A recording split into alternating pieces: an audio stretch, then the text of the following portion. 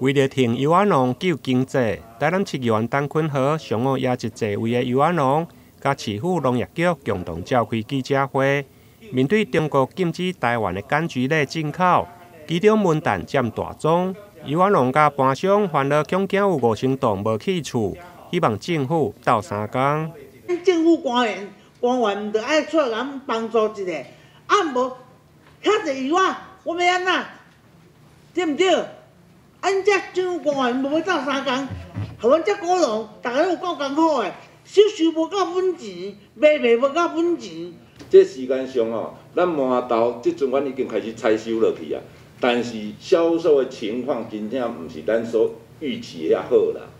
今年因为那个中秋甲白伊的时间已经短啊，而且恁大陆的政策是咱袂使入去，敢若我会影响到有一个相当的数量啊。即摆遮个物件我有甲咱的政府啦、咱的农委会，我有甲因报告，就是遮个物件会变成拢会伫台湾销掉。台湾的通路我已经尽力拍，但是通路我即摆上惊就是农委会，搁去询问遐比如讲阮的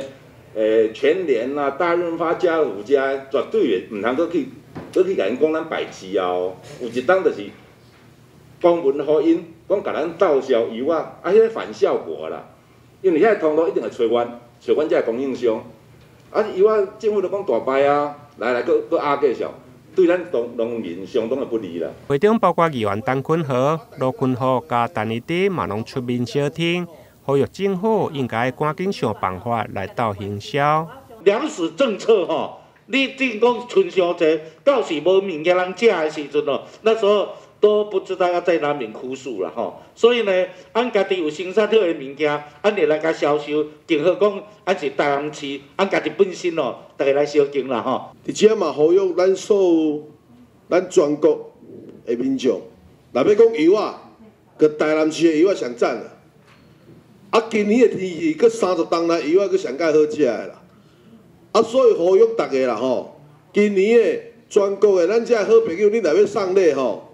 中秋要送礼，爱送台南市的油啊。通路的问题向撞到中国的这因素，所以造成着咱即马整个即个要来销售的一个困难我想这是农委会甲着咱农业局咱来共同来协助咱的农民免咱渡过即个难关啦对此，市府农业局回应，针对大果的部分，目前已经拜托农会协助加工来做成加工品。价格部分由每公斤10块，市府嘛另外佮补助2块。另外，市府嘛将透过活动的行销，鼓励公营单位或者是企业团体踊跃来认购。现场陈坤和嘛当场认购300箱，希望各界会踊跃响应。马豆油啊